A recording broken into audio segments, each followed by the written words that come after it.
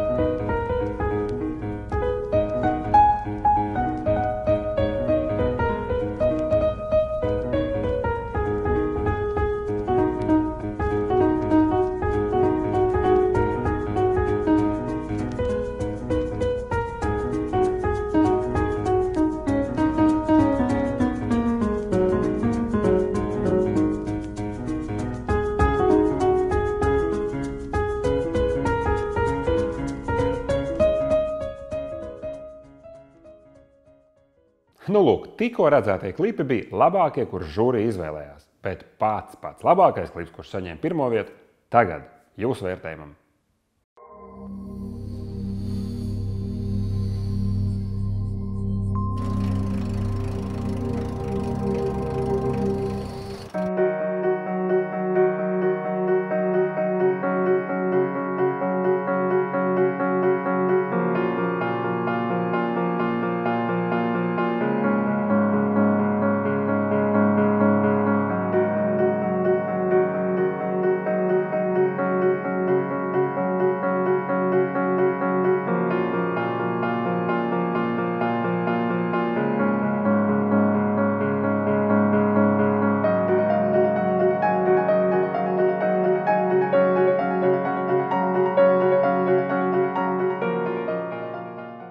Redz, vērojot šos te klipus, šķiet, ka tomēr cilvēki kaut ko arī sāk nojaust un saprast satiksmes drošībā.